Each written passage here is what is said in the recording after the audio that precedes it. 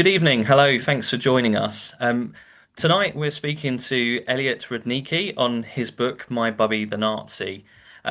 It's the first time that this has come out as a book form, but Eliot's had some exposure to the story previously, and as we'll explore, that's part of how it's come about. So before we get into that, Eliot, just a quick bit about Barnthorn for those that are not familiar. Barnthorn Publishing have been going just under 3 years now, and we've supported a lot of first-time authors such as Eliot on his journey to publication, and we've also worked with maybe some old-timers that have been through the process before, and we're looking for some change in that. We mainly are in the military history genre or war history genre. However, some of the books maybe fall outside of non-fiction and into fiction and poetry, etc. So if you've got a similar idea to Eliot, you've got that hidden family story that you're dying to tell the world, then give us a shout. Have a look on our website, barnformpublishing.co.uk, and you can email or submit a contact form to submissions@barnformpublishing.co.uk. So without further ado, I'm going to hand over to Eliot to introduce yourself. Thank you. Thank you, Ashley. And thank you, everyone, for joining today's podcast. It's a pleasure to be here. And I'm really grateful for all of the support and positive feedback I've received on this, my maiden voyage of authorial efforts. Before we dive into the book, I wanted to maybe just provide a little bit of background about myself. I grew up in New England, in Connecticut specifically. I presently live in Atlanta. I've been here for a little over 26 years with my wonderful wife. The love of my life, and our two dogs. We have three grown children that live nearby. And having never written a book before, I do need to rely on another means of income. So during my day job, I am a marketing and finance executive for a Fortune 500 company. And when I'm not working during the day or spending time with my family, I enjoy woodworking and soaking up all kinds of information about World War II and other historical facts like that. So I'm really pleased to be here and talk about the book. Thanks for the opportunity, Ashley. No, excellent. Thank you. And congratulations again. Not many people, do as you've done and become a first-time author. I guess, let's start by talking about that journey. What was your path like to being that first-time author?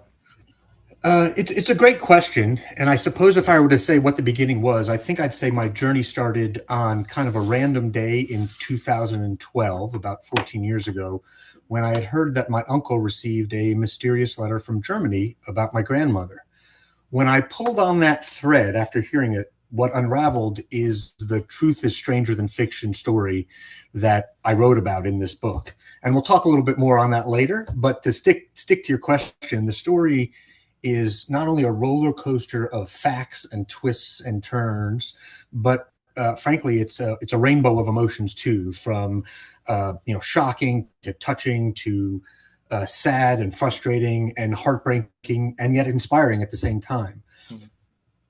I've had that story, and occasionally after I learned about it, I would talk to a friend or two, let's say over dinner or at a party, and each time I would mention it to them, I would always get the same response, which is, "Oh my God, you have to write a book about this. This is an unbelievable story." But, I'm just a regular bloke, as you say in the UK. All I'm trying to do is raise my kids, get through my job. And so I never really pursued it. I sort of just filed it back away in the recesses of my mind until one day last year, a year ago, January, I was listening to one of my favorite podcasts. We Have Ways of Making You Talk. It's a historical podcast about World War II that, for those of you who may not know about it, touches on all aspects of World War II, not just the battles and the politics, but about the drama of it, the people involved, the generals. And they had a call go out for family stories. So on a lark, really, one day I just kind of took the story, condensed it down into a page, a half a page, something like that, and submitted it, and never really thought about it again. Until a couple months later, I was outside mowing my lawn, and I just was busy doing it. I didn't pay attention, pushed play on the next podcast, and all of a sudden I started hearing this story that sounded strangely familiar.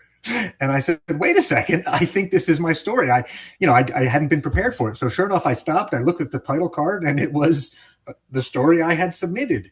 And I thought it ended there, quite frankly. I was just kind of pleased with my version of Andy Warhol's, 5 minutes of fame. And I sort of felt good about getting it out and, that maybe this story would have a little bit of a life. Until about a month later, I received a letter from the producers asking me if I wanted to show up at their festival that they have every year. I think it was year 5 or 6, a year ago, September, if I'd like to speak. And honestly, I didn't know much about it. It's on the grounds of a pub. I thought I would be speaking in a small pub to 50 people. Turns out I showed up and I closed out their Friday evening session to about 1,500 people.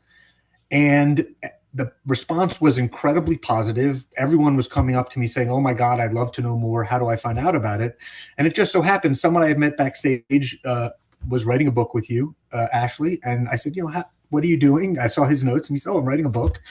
I said, I've always kind of wanted to. And I just took a chance under the adage of much is lost for the want of asking, and reached out to you. And I was really pleased that you were able to help me along with this journey, because in doing so, not only was I able to bring this story to fruition, but there's a certain process that I learned, that I was able to learn not only a lot about myself, but the story itself. If you read it, it's a close, personal, true family story that I think brought a lot of closure, catharsis, self-analysis for me as well. And I'm really, really pleased that I was able to do it, and even more so with the outcome. And I think the feedback I'm getting on it is really positive as well. No, indeed, and as you say, the We With Ways podcast is incredible. The culture that they've created around it, and Unbelievable. how, as you say, it's not military history in its classic sense of anoraks and all that kind of stuff. Mm-hmm. It is really a complete mixed universe of people, and it gives a platform for stories like this. Absolutely. Absolutely. So. Um, so coming on to the title of the book, My Bubby the Nazi, for those that are not maybe familiar with the term Mm-hmm. Bubby, who is Bubby to you, essentially? Well, it's a great question. And let me maybe first start by defining the word Bubby. Not everyone might know about it. Bubby is essentially the Yiddish, Yiddish is sort of a Jewish language that is comprised mostly of German, then probably 70% German, 20% Polish, 10% Russian maybe. And it is sort of an endearing term with some cultural and religious connotations for grandmother. So it's maybe a little bit more than a grandmother. And it is the male counterpart, the husband to Bubby, is Zaydie. So you have a Bubby and Zaydie like you would a grandma and grandpa, so to speak.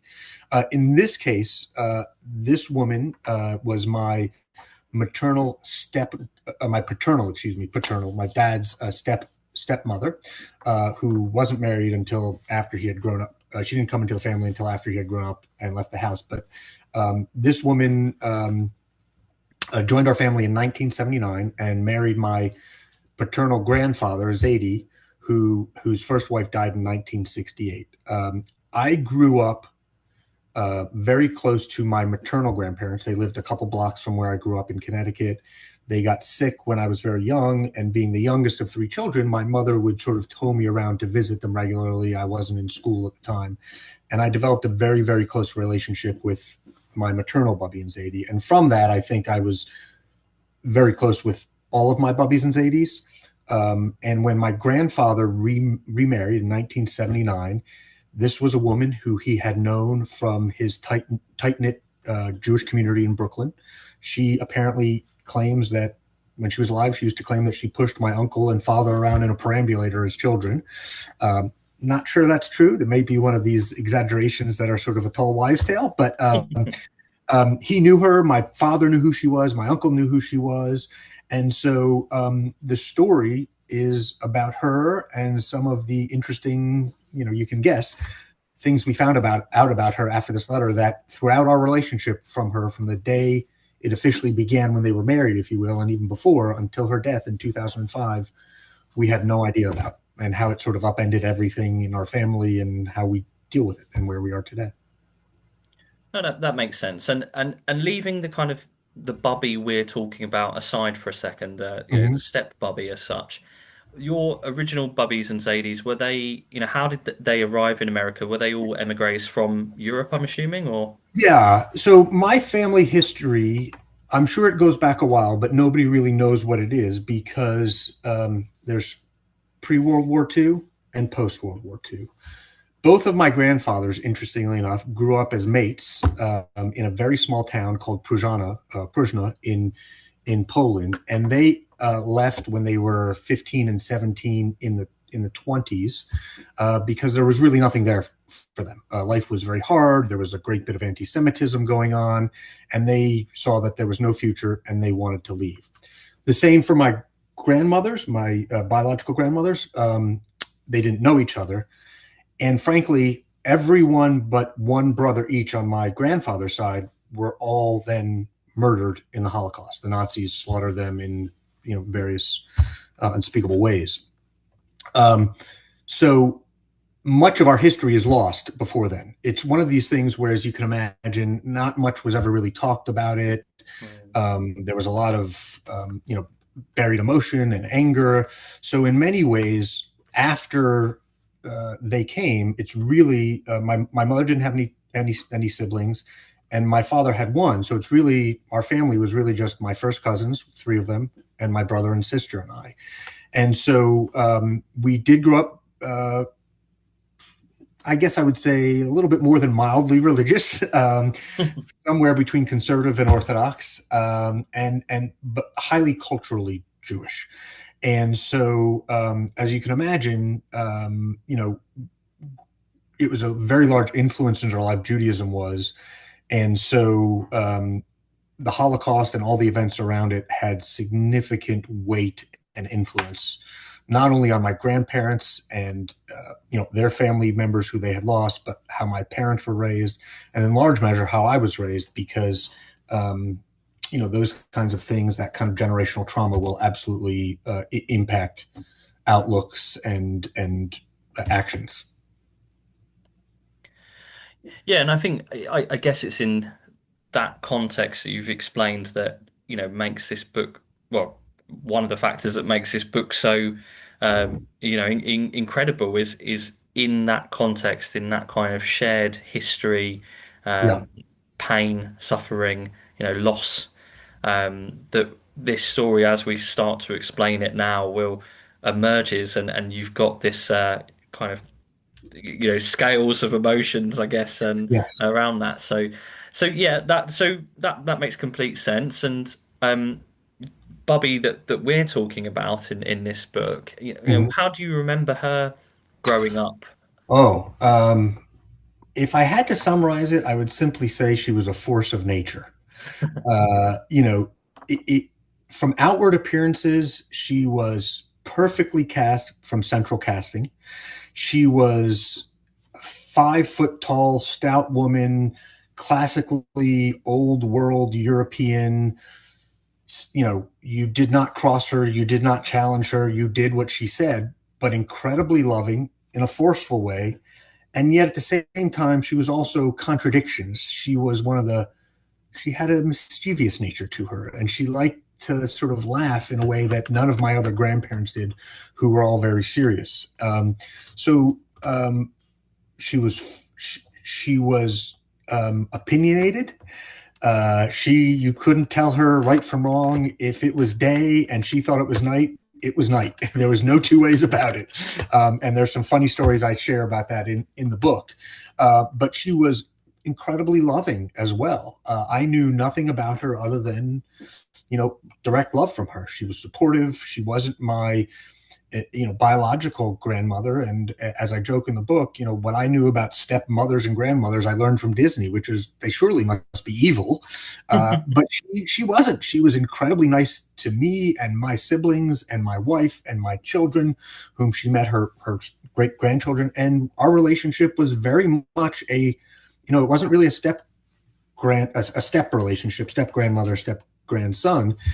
It was we loved her, and she took on the role essentially of sort of the Jewish matriarch of the family. She, if we had questions about Judaism, or there was some kind of tidbit of information we wanted to know, you could go to her and she would answer it. She spoke Hebrew, she read Hebrew, she knew all of the customs and things like that. So as you can imagine, as we pulled on that thread and found more about her, it was shocking because there was no even thought about that kind of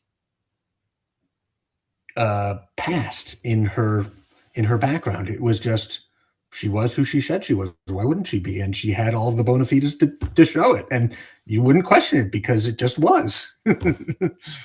Yeah, and I guess as you said there, you wouldn't question it. So, I guess in hindsight, did you have any inclination that anything was amiss? Like, was there Well, facts that weren't quite true? I guess now I have to reveal a little bit about the story here, although I'm not going to reveal it all because I would like some people to read it. But certainly from the title, you can tell my Bubby the Nazi. So obviously, let me first start. It's shocking as well because Bubby would be a Jewish grandmother, and I'm saying she's a Nazi.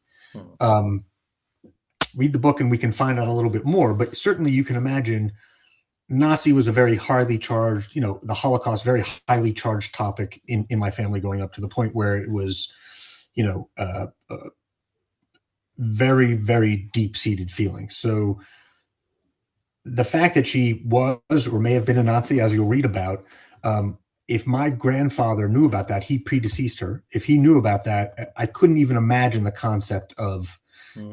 that would been, I can't even tell you what that would be like. I hope this isn't inappropriate, but back in the old days, it would be, Northern Ireland and, Protestant Catholic kind of, but, you know, maybe even worse. I don't want to presuppose that I know all the feelings that go on in there, but amazingly so. But my grandmother, I think what we found out was, she had these stories that she would tell, and some of them were sort of tall tales that you would expect from some people, like, if your grandfather told you fishing stories or something like that, the fish is, and you're like, okay, the fish wasn't this big, it was maybe half the size. But she would tell us stories as we grew up that she was a Holocaust survivor from Auschwitz. She was interned in Auschwitz. And when you would ask her, well, where is the traditional tattoo that you would see on the inside of the arm? She said, well, I escaped before I was tattooed. Okay. She said her job was to manufacture airplane wings, and she was so skinny and emaciated, she hid in the wing. So the stories that she would tell made sense. They did always have something that, may not have initially make sense, but who's going to question a Holocaust survivor? And the reasons that she told kind of came through, and ultimately, there was a reason for it. And so you could see it, and without actually ever having any evidence of, why would we doubt her? There was never a reason to believe she may have been a Nazi. So if she said she just wasn't tattooed, you just took it for, okay, she just wasn't tattooed. I mean, millions of people were exterminated in the camps and millions more were processed through the camps. I guess Hmm. some people may not have been tattooed, so yeah, it could happen. And no one's. I mean, you got to be out of your mind to confront a Holocaust survivor and say, "No, you weren't really in Auschwitz. Prove it." You know, but she had stories about how she was in medical school before the war started, and some of the things like she would do made sense about that. But then, you're like, okay, well, maybe that was medical school in the 30s and 40s and how they did stuff. So it it was all plausible. Everything was plausible, and everything sort of fit. But as you pull on it, you can see how it also maybe wasn't plausible or didn't fit. Yeah, I think, as you say, well, with the benefit of hindsight, there Yes. there were maybe warning signs there. But for someone who, as you say, was your family's kind of Oh go-to God. person on the religion, spoke Hebrew, read Hebrew, all that kind of stuff. You think, well, why, you know, why would they be like? It doesn't make You sense. wouldn't even raise it as a possibility. Like it's not even why. It's a how could that would be apple and banana equals 97, right? It doesn't work. Exactly. Yeah. So I think, that I think to the person who hasn't read the book, listening to this so far, as you go through this journey in Eliot's book, understanding, I guess, how family life was growing up, and obviously a pleasant family life. There's not no, it was all good, etc. And then you arrive at this point, which you've alluded to at the start of this, that there's some correspondence that's received from Mm-hmm. Germany, and the contents of that correspondence open up the kind of series of events that lead us to where we are tonight, sat here. So I guess obviously tactfully, what more can you tell us about that part of your journey? Yeah, it's a great question, and it's one that I've thought about a little bit philosophically. And I guess I would say, Ashley and folks that are listening, few massive changes in your life, few momentous things that happen ever are presented as one large door to the face. Uh, most are. We have a saying here in America, which is, and maybe it's germane to today, but threats to democracy only ever come a dollar at a time, right? You don't really see them coming, and that's how they make their way and snowball into something. So this kind of thing I never imagined would happen from this correspondence I had. I thought maybe I would learn a little bit more about my grandmother's childhood, that she, there was a cousin who wanted to get in touch with her, something of that nature. So when I got this letter, my father and uncle sort of dismissed it, for lack of a better term, and you can read maybe a little bit about why. But as I said, I have three cousins and two siblings. So of us, I'm sort of the family historian and try to remember this stuff and keep these stories going. So I said, oh, let me pull on that thread, as I said. And so it arrived at my door innocently enough. And the letter was in Germany. My uncle knew what it meant, the general concept that it was about my grandmother, because having grown up speaking Yiddish, he could identify a word or two of German. And so he knew it was about my grandmother. But after that, he didn't really know what it was. So it just so happened at the time I was a track and field coach at my local high school.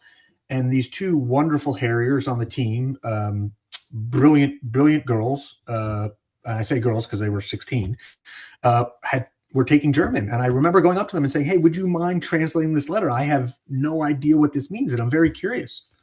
And I didn't expect much. They were excited to use this German skill they had in a real life way, rather than, Otto picks up a pen, Otto takes the pen to the store. They thought it was really cool to be able to take a real life setting.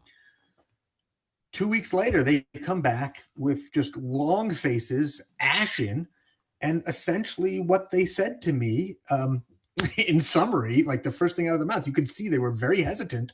They came back to me and they said, Coach Eliot, we don't know how to tell you this, but we think your grandmother was a Nazi. And like, Ashley, I was expecting, as I said, this was a letter from Otto, her cousin, wanting, I'm going to be in America. Can I meet? Can I, could we have a cup of coffee or something? I want to know about my family. And all of a sudden, there's kind of before that information and after that information, because that's not something, once you hear, you can unhear. Mm. I obviously, when I gathered my sea legs and, okay, I need to verify some stuff and understand what they mean by that.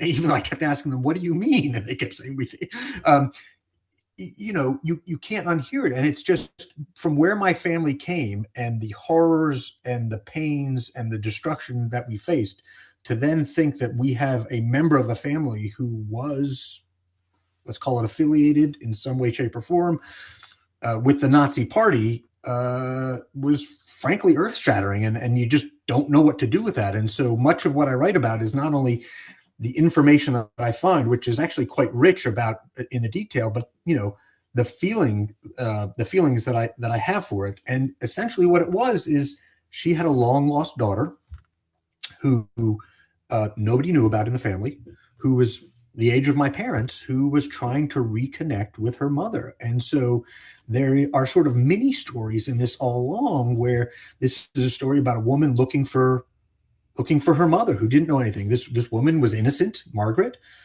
She wanted to reconnect. She didn't, even if her mother was a Nazi, is a Nazi, she didn't do anything. She was abandoned. She's just trying to find a connection. I'm trying to help her, but it's bringing up issues on my family and my parents. And, I don't want to make it about my search for Molly. She's she wrote to me. I want to make sure she sort of tries to get what she wants.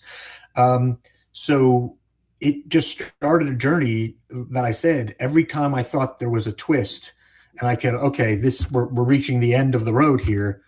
It just went another layer or another twist to the point where I truly say it's a truth is stranger than I couldn't have made this up. And I guess that's why they have that saying. No, that's fair. And I think you've alluded to it there as well. I mean, how did your emotions and I guess response to it could like contrast with that of some of the key members of your family? Yeah. So I guess I first have to start by saying, and I said this originally, but I'll go back to it.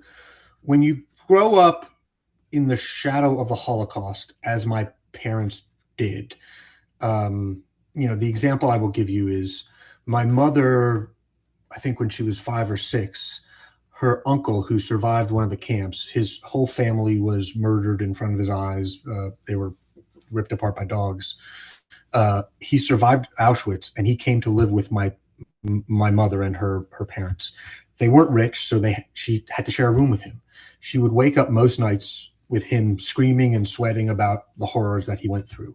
So in many ways, she was raised in the shadow of the Holocaust. And when you do that, she was raised very, I don't want to say overbearing, but protected.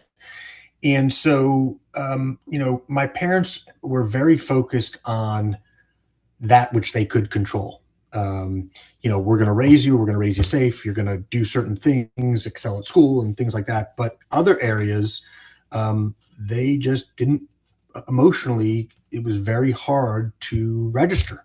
As you can imagine, these are very tough emotions, and emotions weren't something that, that generation and their parents really ever talked about, and let alone, there was no therapy, there was no closure, you just dealt with these things, buried them, and moved on. And in large measure, that's what my parents did. So I really don't think they wanted to confront this. And so the way that unfortunately came out was either lack of attention or sometimes anger that I was doing this, because it was throwing a wrench in things. I mean, once known, as I said, you couldn't unknow it. And it has certain undeniable implications of, oh my God, what does this mean for us? Who was she? How do we feel about this? But, and I felt a fair amount of that as well, to be fair. My parents are very loving. They're very nice people. I'm not trying to besmirch them in any way. And everyone has to deal with it in their own way. What I ended up sort of saying was, listen, my parents can deal with it one way. Margaret, her daughter, may have felt another way. It's not for me to judge how Margaret would feel about Molly or Bubby Molly or other people.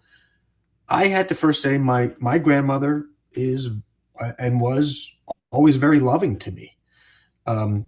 And, the humans are very complicated. Two opposing things can be true at the same time. If I were to bring a little bit more World War II in here, it has become somewhat fashionable in recent years to criticize Winston Churchill. And everyone will say, oh, he may have done these sort of human, I don't want to say atrocities necessarily. Some people say that. I personally don't believe it. But, life is never black and white. Life is very complicated. Two different things may be able to exist side by side in some cases. And oftentimes people can compartmentalize. Moving away from Winston Churchill, it can be true that my grandmother was a Nazi and still loved us as a Jewish family. I want to be clear, and you can read in the book, she never displayed any untoward emotion, behavior, or activity to me or my family. I never saw it. I never saw any amount of anger from her, only love. And so there is that sort of cognitive dissonance you do have to sort of deal with. And I like to try and think my parents encouraged me to use my head. And so, when presented with this, I'm going to try and provide a fair and sort of complete understanding of what I see before me. And rather than give into a quick emotion of I'm uncomfortable, I'm frustrated, why is that, and ignore, I really tried to understand all sides of it and say, how does this make me feel? And what I will tell you is it made me feel every which way, as you can imagine. And I always loved her, and I always will. I think about her regularly, as I do all my grandparents, and I love them. 100%. And I think, as you read the book and you understand more about her, I guess, more known life in terms of what we were aware of, and then things that you Hmm. do become aware of. As you said, there's no suggestion that she was a horrible person. She might have, through association, Hmm. been in with the wrong crowd, shall we say? But she was a young lady, and as Margaret kind of gives some understanding to, I suppose. So what was the kind of so you've had the letter, the two girls at the track have helped translate it, and you've Hmm. kind of digested that information and thought up a response. Broadly, what happens next? Yeah. So first and foremost, Margaret, her long lost daughter. I come to find out the circumstances behind it, which were that Bubby Molly had this long lost daughter. She had had a child out of wedlock. Her to your point, her family, her brothers were in the Wehrmacht.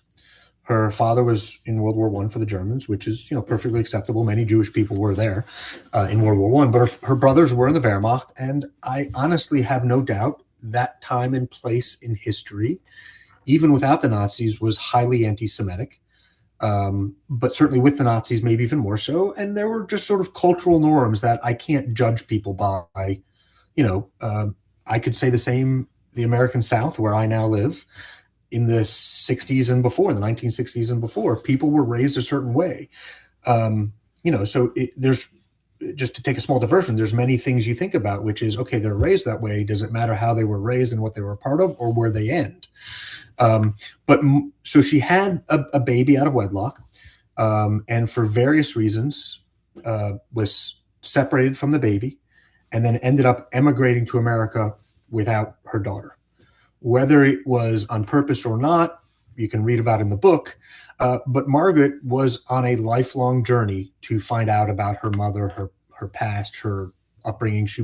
Margaret was raised by her grandparents, Bubby Molly's mother and father. And Bubby Molly's mother is the spitting image. You can look at the pictures that I ended up getting from Margaret in the book, which was sort of the closer for me, because I'll be honest with you, at first when you get this letter in today's world, you don't know, am I being catfished? Am I being, who knows what's going on?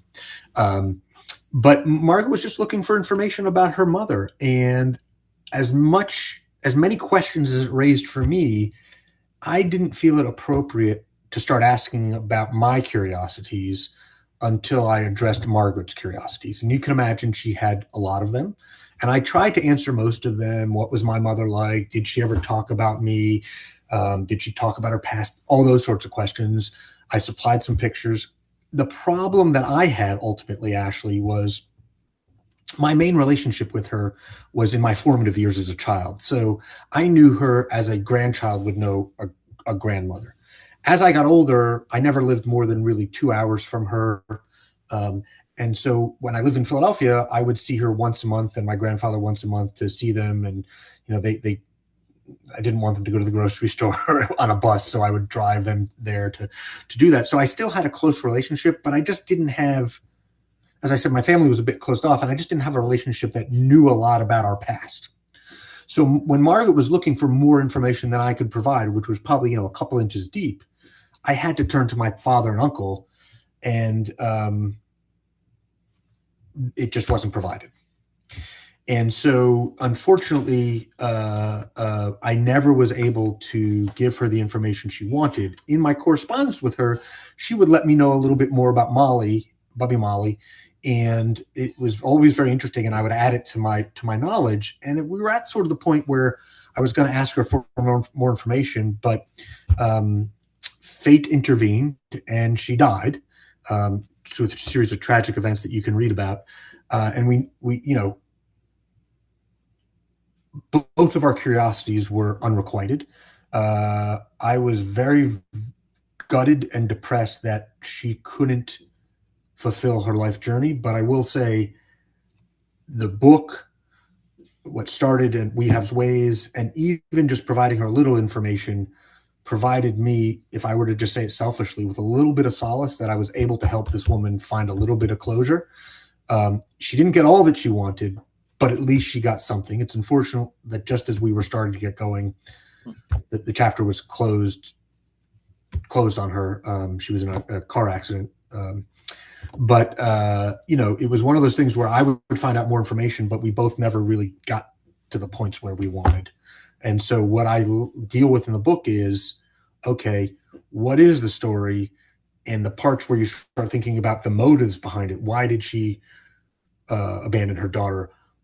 What kind of Nazi was she? What was her past? Was she, most lies are based on truth. So was she in some way tied to the Nazi party, that maybe she worked in a concentration camp? I'm not saying as a guard, but maybe as a, just a worker, an administrative worker there. And, it built on that. I'll never know. But I go through the possibilities and consider them. Definitely, and I guess in the same way that Margaret would have had perhaps a set of possibilities of what had happened to her Correct. mother, and that probably, given the timings of her departure, would have been a long list of possibilities. Yeah. Well, But and actually, what you have to remember too is this is a woman who grew up. Her parents were born in the 1800s, late 1880s, I think.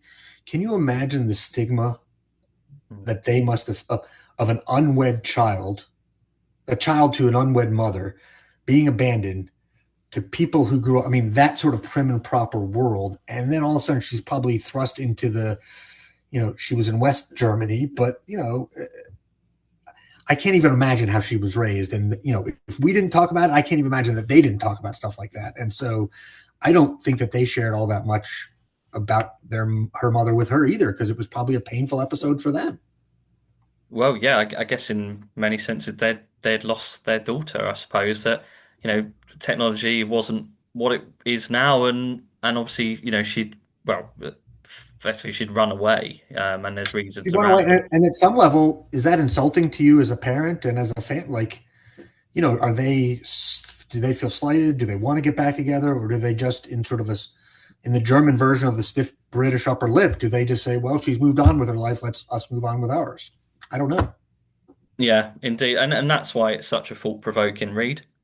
And Exactly. you try to kind of imagine, to the extent possible, what would it be like if you as a reader was to find out a similar bit of information, maybe not necessarily with any Nazi affiliations, but Yeah. just like a bombshell effectively in your family, which changes this kind of accepted narrative of what life Well, has been like.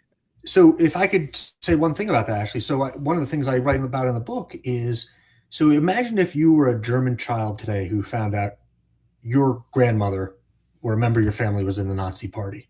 That's probably shocking enough. Imagine then if you're an American who finds out your grandparent was a Nazi. That is now incredibly shocking. Now imagine you're a Jewish American who finds out your grandparent wasn't, like, that's uber shocking. Like, it's off the chart. And so, and within that, there's all kinds of details. So just that level of discovery is just, it left me apoplectic for a little while. I'll be honest. And I guess going back to the timeline of this, so Margaret unfortunately passed away in 2013.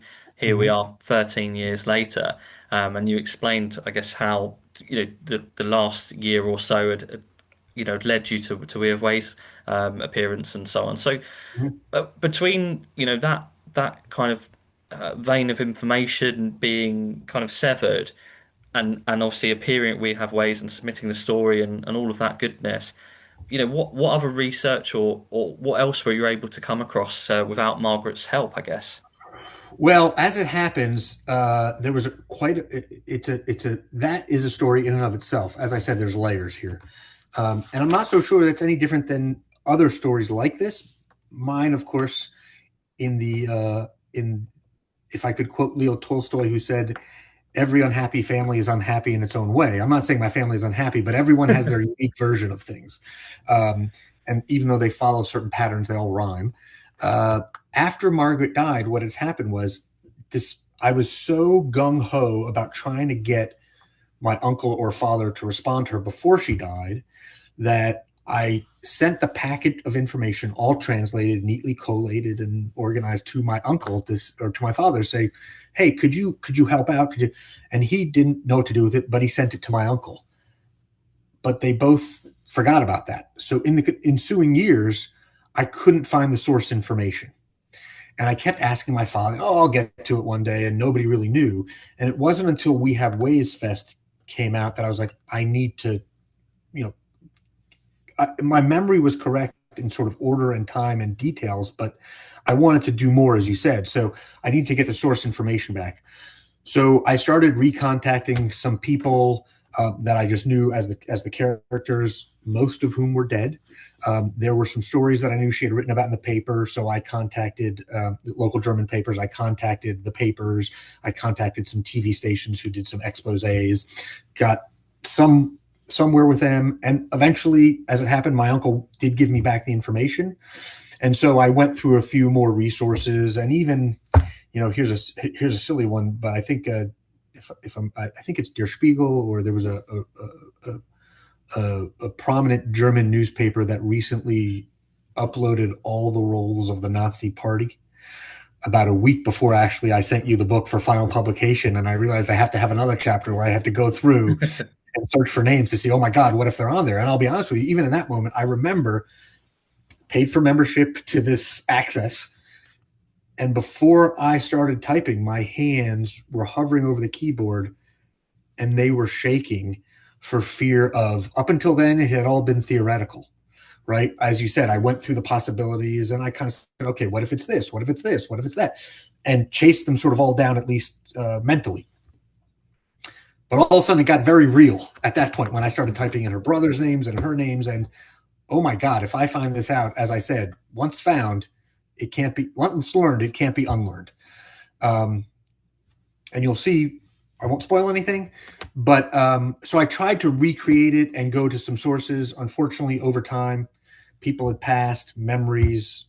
There were no, other than my parents, there were no other everybody had passed or moved on. So I tried to piece it together through, historical facts and just sort of research in general as well. Definitely, and as I say, your kind of journey through the book, you kind of explaining your way through, and I Yeah. think readers can understand the thought process that you're going through. So I guess finally, Elliot, is kind of takes us back to the beginning. How would you say your perceptions of Bubby had changed throughout this time, since obviously this bombshell moment through to where we are now? I'd be foolish and a liar if I said they didn't. Clearly, I learned a lot more information about her, some of which was very sad and disappointing, but others of which, you and I were talking offline a few days ago. None of us can put ourselves in her shoes. Those were times when, whatever side of the war you were on, she was not a combatant, but her town was obliterated. Where Germany was, we destroyed Germany, and they lost to us, and rightfully so, and thank God. But they were faced with certain circumstances that you do not know until you're there. One of the stories I tell, and people come across this and they say this all the time, like you read about Anne Frank as an example. And a lot of people like to say, oh, I would hide Anne Frank, or I would do the right thing. Well, in 2026, in July of 26, it's very easy for me to say I would do that. And I'm Jewish. However, if at the time everybody around me was incentivized to rat out anybody who is hiding a Jew, and if you were doing something bad, your entire family, everyone you knew around you would be murdered, I'm not sure you can honestly say that. And my point here, Ashley, is that I would really ask people to refrain judging them. It's hard to judge someone unless you're in that situation. So can I objectively say Molly did some terrible things? Yes. They weren't to me, they were to Margaret. What Molly did to me and my family, with the exception possibly of my grandfather, who, now you get into what did he know and didn't know. But if I kind of say me, nothing but love. So the question that I find myself dealing with philosophically, existentially, whatever you want to say, is how do I balance all those things? Is it my right to judge her for things she didn't do to me? Some of it she did do to my family, but what she did to me was nothing but love. So, yes, my opinions changed and went around the block 3 times. Um, Ultimately, I will say I've always had, and I have to this day, and will always have until the day I die, a very, very special and loving place in my heart for all of my grandparents, including Bubby Molly. She was a wonderful woman to me, and I'm not sure I can reserve the right to judge her for her actions. And ultimately, as the Bible says, judgment and vengeance isn't mine for those things. It may be for the people who she ultimately impacted. And I know that she treated me well. She treated my grandfather extraordinarily well and extended his life and gave him a wonderful life. So I can say it changed, but I'm not sure it got any further from where I started before I knew the information. No, indeed, and thanks for obviously being so candid and sharing that, and obviously through this book. On a separate note, has this given you the taste for more kind of writing adventures in the future? Can you see yourself looking into other things? Well, I do joke with people as I'm writing. I'm like, you better be careful. I might write a book about this. Um, but interestingly enough, when I first started this, Ashley, and I reached out to you, I think I was incredibly naive, or as they say, the unknown, the known, unconscious competence, I guess I would say. You said, okay, well, how long do you think it'll take you to write? Could you write this many words in this much time? I'm like, yeah, sure, I think I can do that. And it wasn't until I started and kind of got into it, I'm like, wow, this is a thing, right? But I loved it. I loved every bit of it. I loved the writing of it. As I said, it was a wonderful way for me to do something I'm interested in, which is preserve a bit of my family's history and memory. Hmm. But also, it was a wonderful way for me to consider and confront things. And even as I was writing, I'm writing things that I didn't even know that I would write about, if that makes sense. Meaning, I came across feelings I didn't know I had, and then I had to examine the why about that, and maybe what that's related to, and why would Bubby Molly do certain things. And so, it was a wonderful journey of self discovery. I loved it. Um, if I may digress for a second before I completely answer that question, when I first started the book, as I said, I thought it would just be a book about sort of a thriller or a mystery. The title, My Bubby the Nazi. Well, just those juxtaposition of terms is interesting in that you're going to say, okay, well, maybe is that some kind of thriller? But I found that it was much more than that. It was historical nonfiction. It was an ode to my to Molly and my grandparents in general. It was a story of discovery about Margaret, a story of a little bit of an autobiography for me. It was a story about the human condition and how do you balance the things that we've been discussing, these juxtaposed feelings. And in some ways, you can read, as you read about the history, you can see parallels and echoes of what goes on today. So I, I say that to now suggest it was an amazing adventure for me. I'm incredibly glad I did it. And, you know, I'm not sure I'll be writing fiction anytime soon because you need a good idea to come up with that. But there are things that, maybe I will. And, maybe Ashley, if you'll indulge me or I'll pitch you and you might say, yeah, let's do it. But I'm very pleased with what I've written. And so far, all of the feedback I've gotten has been incredibly positive, not just about the content, but about the style. If I may, one of my friends said, I've had a couple people who have written books, and as first time authors, it's kind of clunky and hard to get into, but yours is easily accessible, easily digestible. It's a heavy topic, but you make it light and you know points humorous, Hmm. points confounding, and so it runs the gamut of everything, and so very pleasing and satisfying as well to read is what I'm getting from people. 100%. Well, congratulations again, Elliot, and thank you for obviously sharing more thoughts on it this evening. Before we kind of close off, for those who haven't already got the book, obviously this is now a great excuse to go and do so. There it is in all its glory, beautiful cover as well. Christmas is not far off the horizon as well, so get your gift planning ready. So you can buy a copy on Amazon, particularly if you're in the States or Canada or elsewhere in their regions, or you can buy through Barnthorne Publishing's website. And yeah, thank you very much for your support, and again, thank you, Elliot, for an amazing interview. You're very welcome. It's been my pleasure, and I'm really happy to be here today. And I'm looking forward to people enjoying the read. Excellent. All right, well, good night from us. Have a good evening.